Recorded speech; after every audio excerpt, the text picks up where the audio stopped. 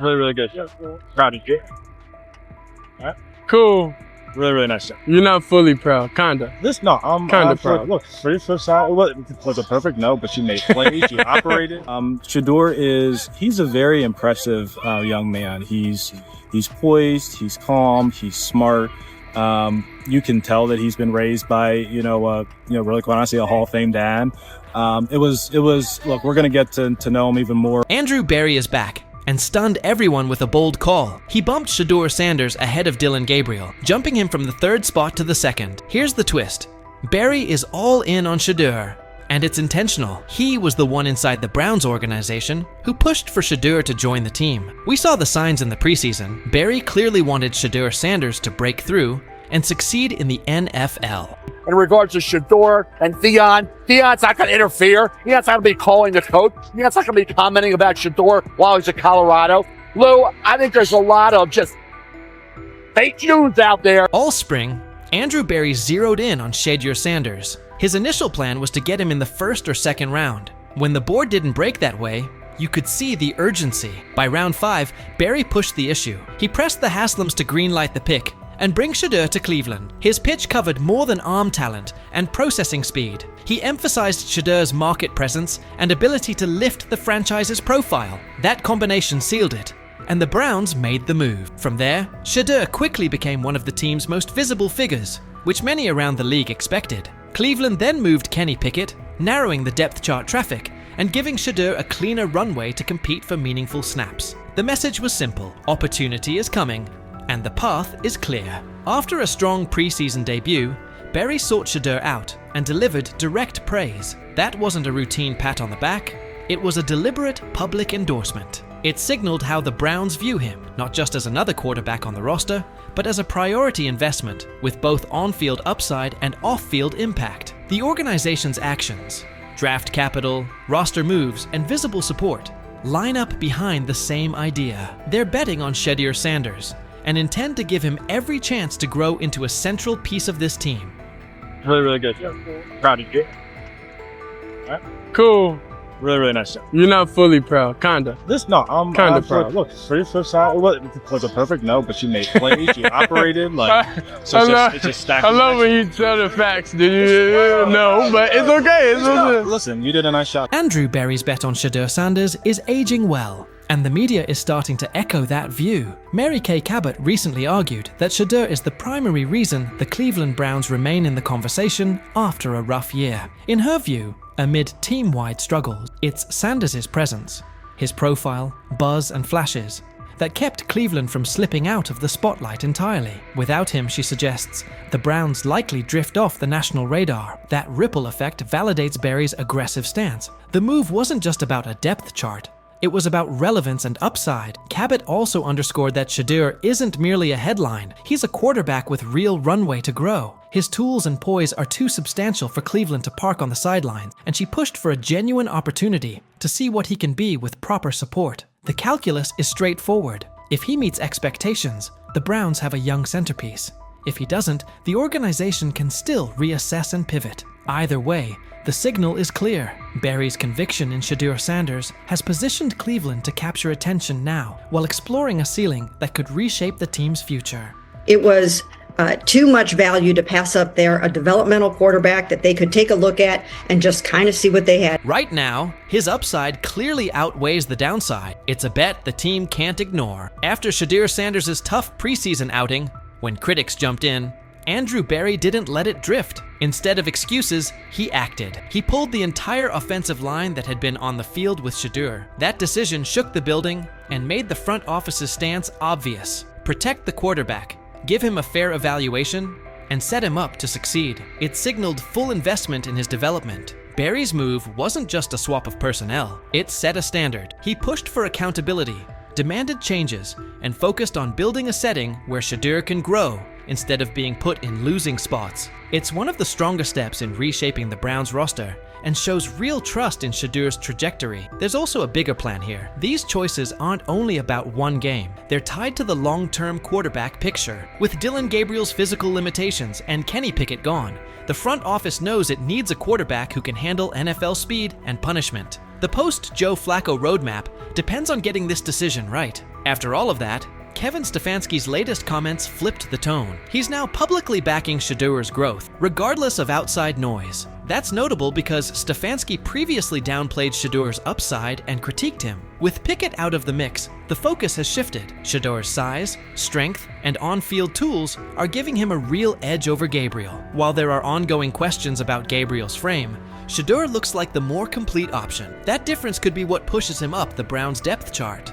I don't concern myself with outside type of things, but I'm committed to his development, just like all of our rookies. So we'll continue to focus on getting our guys better, and that's what we'll stay committed to, and that's what's important to me. TJ Houshmandzadeh has weighed in too, saying the heat on Kevin Stefanski is rising, and a lot of it stems from Andrew Berry's aggressive choices. Houshmandzadeh pointed out that the microscope on Cleveland's quarterback plan is getting sharper, leaving Stefanski with little room for error. His warning was direct. If Stefanski keeps capping Shedeur Sanders' role or downplaying his importance, it could put his job at risk. With the front office and fan base tracking every move and Berry firmly behind Shedeur, any attempt to slow him down could push Stefanski onto the hot seat. Bottom line, Berry's steadfast backing of Shedeur Sanders now defines the Browns' quarterback landscape, and the ripple effects are everywhere. From the early draft push to the decisive preseason calls, Berry has made it clear he intends to give Shedeur a real runway. That stance hasn't just shifted the depth chart, it's also forced key figures, Stefanski included, to recalibrate their approach. What used to be a conversation full of doubts about Shedeur's ceiling has turned into a high-stakes pivot point, with Berry's conviction driving the agenda. As the pressure builds, Stefanski stands at a decision point. The spotlight on Shedeur, the expectations from fans, and the backing from the front office leave minimal margin for missteps. Stefanski has to balance his system with the reality that Berry's faith in Shedeur is now central to the team's direction. The future of the position in Cleveland may hinge on how well Stefanski manages that balance. With Berry all in, the trajectory looks promising, but Stefanski's choices in the coming months will determine whether Shedeur's rise takes off or stalls. What's your read on Andrew Berry's aggressive approach and the pressure on Kevin Stefanski? Do you back Berry's unwavering commitment to Shedeur Sanders? Or is it too much risk for a young quarterback? And how do you feel about Stefanski's shift in tone, given his earlier skepticism? Share your take below. Does this pressure cooker sharpen the Browns, or set them up to stumble? So he says, this is exactly what he says. I'm told the footage of Shedeur Sanders meeting with the Giants is so bad that both the Browns and the Sanders family have threatened legal action if it is What in the NFL is happening right now? The New York Giants just leaked a draft interview recording with Shedeur Sanders, and fans are completely freaking out. Did Shedeur take some shots? Did the Giants forget what the word confidential means? Or did someone accidentally hit reply all on something that was supposed to stay locked away? Get ready, because this roller coaster involves hot mics, bad takes, and a whole lot of drama. What happened with Shedeur on draft night to make him fall to the 5th round, and them talking about the Giants coming out with all that information talking about Shedeur did bad, bombed the interview, all that type stuff. We all know my last video when I talked about the interview tape about Shedeur did not get a playbook.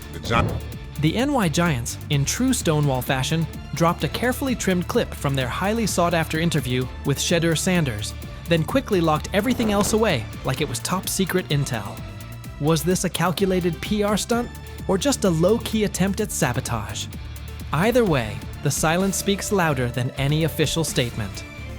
Fans aren't buying this half-baked version of transparency, and they're definitely not ready to just bench him and move on. Instead, they're demanding answers, calling out the organization for what feels like a planned smear job. One thing's for sure, the hate is loud, but Shedeur's supporters are even louder. There was another team that he sat down with. What do you mean it didn't go well after that? So, he was pissed that they did that to him. They did that to him. He counter-confronted them. The same thing they do to every other quarterback prospect. They did that to him. They slide in a mistake to see if you catch it. Right. And so Because you're like, the quarterback. But he didn't take it as a correction. He took it as like he got it's pissed just off. yeah, and it's like so here's another one. So another one was, you know, he throws a bad interception, and you know, like it was a deep throw early in the game, and you know, he comes back and like, you know, like they go in the meeting, they show the interception. Let's just call it like it is. The Giants have perfected the tease. They've basically turned "we've got more, but we're not sharing it" into a comedy act, and the joke's on them. It's like they're standing center stage, booing themselves. Oh, you want more? Too bad. We're guarding it like Grandma's secret lasagna recipe. Congrats, Giants. You've officially become the talk of TikTok, X, and even Aunt Barbara's Facebook. Yep, the holy trinity of online outrage. This whole thing screams drama, screams petty, and definitely screams PR disaster in a fitted cap. Just release the full tape before fans start pulling up to headquarters with pitchforks. And popcorn. GM is getting fired. The GM, who was that nigga that Jaden Daniels. The GM is on film that the nigga's son, the nigga asked his son last draft, yo, who you think I should pick? His son like, yo, you need to get the Jaden Daniels nigga, B. This is what his son, it's on tape. You should go Jaden Daniels. He laughing at his son. And all right, cool, get Jaden Daniels. I don't even know how that tape got out. I wouldn't have let the shit get out personally. Meanwhile, Shedeur, the latest poster boy for maybe the Giants don't like talent unless it's dressed in blue and red confetti, is soaking it all in like it's just another day at practice. And here's the best part of the irony. The Giants tried to label him as all hype, no substance, a paper tiger. But instead, they accidentally turned him into the hottest name being mentioned by every sports analyst out there. They tried to bury the story, but somehow ended up stamping it in bold. It's the classic case of ignoring a trending conversation for so long that sure, people get annoyed, but at the same time, they keep your name alive better than your own PR team ever could. It's funny. New York Giants, where these tapes at? You hear me?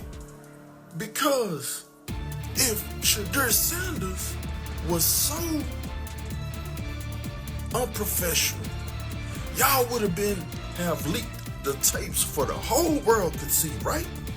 Cause understand, it's a lot of he say, she say.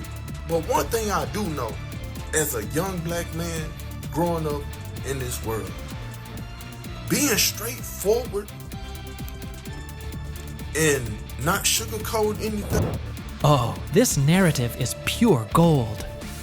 Giants PR completely skipped subtlety and went straight to the "we don't like his dad" playbook. A move so awkward, it's like trying to dunk and ending up in a kiddie pool. You can almost picture them brainstorming it. Yeah, we're just not fans of QB families that aren't ours. Because nothing screams professionalism quite like having zero self-awareness. And the fan reactions? Absolutely priceless. That one little clip was all it took to set the internet on fire. Keyboards everywhere started lighting up. People are asking, why hide the good stuff? What are you trying to cover up? If there's really nothing to hide, why not just drop the full thing? And spoiler alert, they weren't whispering. Social media exploded faster than a New York City grill on Memorial Day weekend. Them out. Another moment. What they do during the film and the combine and the meetings is teams will install mistakes intentionally planted in the install, and they want you to catch them. Shedeur didn't, and when a coach called him out, once again, it didn't sit well. It's like, bro, there's not many teams needing quarterbacks, especially since Pittsburgh appears to have a deal with Aaron Rodgers and Tennessee's getting Cam Ward. So you're down to the Giants, who are not in. And that brings us to the next tasty slice of irony. By refusing to release the full interview, the New York Giants probably thought they were hurting Shedeur Sanders' image. But instead, they ended up throwing gasoline on the hype train. Rather than shutting things down, they made him look like the kid who grabbed the last cookie and somehow got blamed for taking the whole jar. Only difference? This kid's got cameras on him 24/7, and he's handling the heat like a seasoned pro. Now, every move he makes is being broken down, every throw studied like it's a presidential debate. Fans are calling it what it is. They've lied on Shedeur. Some say the Giants just don't like his dad. And honestly, that might be true. Maybe this whole thing was just a cheap shot at Deion Sanders by extension. But here's the plot twist. The harder they try to drag him down, the more interesting his story gets. The Giants accidentally turned Shedeur into a walking headline, a controversy in cleats. They tried planting doubt, but all they really did was create buzz. He's no longer just a top draft pick. He's now a symbol of resilience, a narrative goldmine, and living proof that real talent doesn't fold under pressure. It levels up. And at this point, even if the Giants wanted to, there's no turning off the spotlight. Okay, so probably the most fun yet the most difficult thing I cover and we cover all year long is not games. It's the NFL draft. Because I've said this many times, you get lied to for a month to 2 months up to it.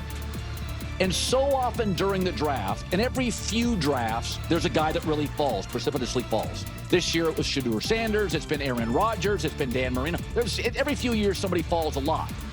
And so, but those stories don't come out until like the fall and after. Let's not overlook the fact that the hate is so strong, you could bottle it up and sell it as radioactive cologne. You can practically watch it leaking out of Giants HQ like toxic sludge straight out of a bad superhero origin story. But here's the twist. Maybe that's their superpower.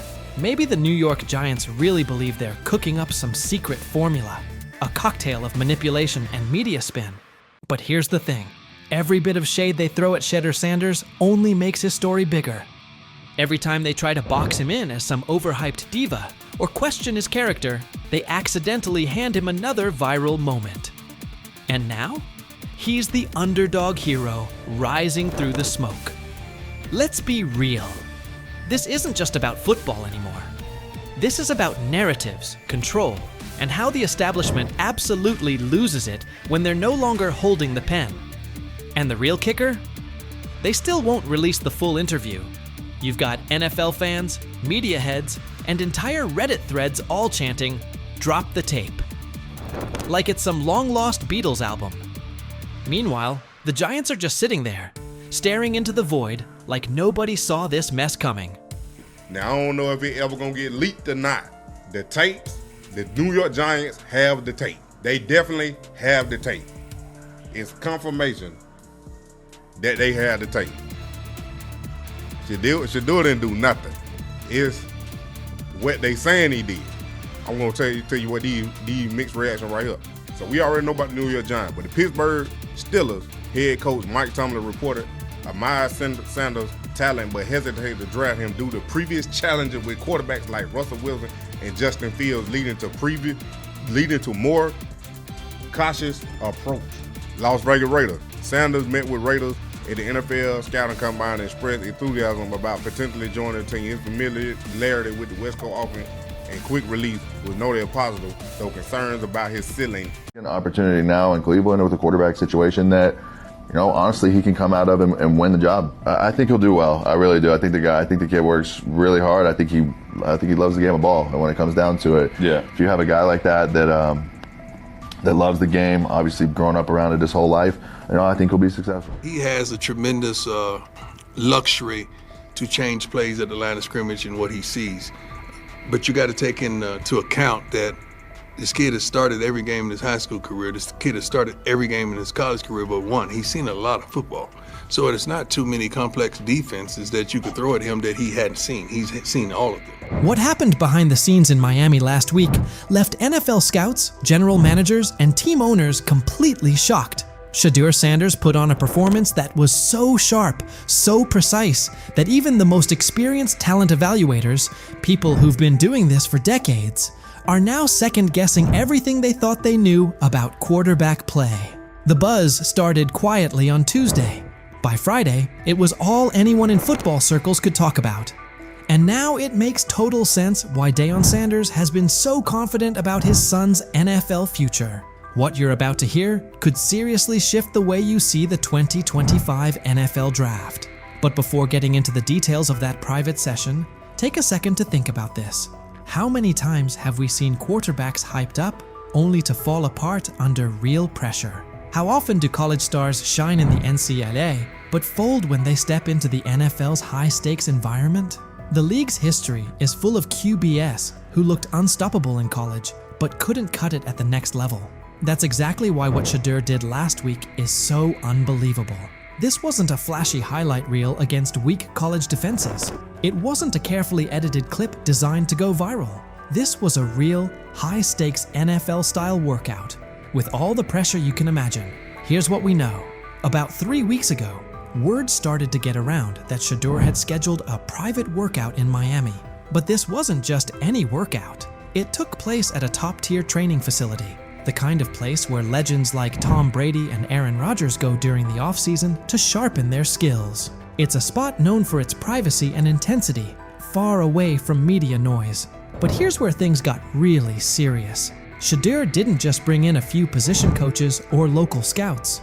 He invited the big names, the harshest critics. These were evaluators who don't get impressed by flashy stats or famous families. Think former NFL defensive coordinators who've built entire careers on shutting down elite QBs. Think scouts who've analyzed everyone from Peyton Manning to Patrick Mahomes. And they all showed up, every one of them. Inside the facility, the vibe was intense. 15 NFL decision makers, execs, scouts, and coaches were spread across the field. Clipboards out, stopwatches ticking, no smiles, no reactions. Just stone-faced pros who don't hand out compliments lightly. Then Shedeur walked onto the field. No hype, no background music, no cameras trying to catch a viral moment. Just him, carrying the weight of his family name and the hopes of Colorado fans everywhere. The place went silent, and what followed? That's when everything changed. I think he's done a great job. He's a super nice kid. Those guys, the people I work with that interview him and stuff, he's a great guy. He's just got to, he's got to kind of put himself under the radar and work every day, which he seems to be doing. The first drill looked pretty basic on the surface. 40-yard throws to stationary targets. Seems simple, right? Not exactly. These weren't college-level wideouts standing out there. They brought in former NFL receivers, guys who really understand how to create separation and run routes with pro-level precision. These are the kinds of receivers who can truly expose whether a quarterback has what it takes or not. Shedeur steps up to the line. First throw. Absolute laser. 40 yards, fast and clean. Tight spiral, right on target. Hits the receiver perfectly in stride. Scouts glance at each other, but no reactions yet. They've seen strong arms before. Then comes the second throw. Still 40 yards, but now it's a comeback route. Way more challenging. The timing has to be spot on. The throw needs to be out before the receiver even makes his cut. Shedeur doesn't just hit the pass. He reads it ahead of time, releasing the ball before the receiver even turns. When the ball lands right in the receiver's chest, just as he comes out of the break, even some of the veteran coaches are caught off guard. One scout literally drops his clipboard. And that was just the warm-up. The real challenge came next. Game simulation. Imagine this. A mock defense made up of former NFL players. Not fringe guys, but legit starters from just a couple of seasons ago. These defenders know how to bait quarterbacks, disguise their coverage, and turn up the pressure. Here's the setup. 2-minute drill. Down 6 points. 85 yards to go.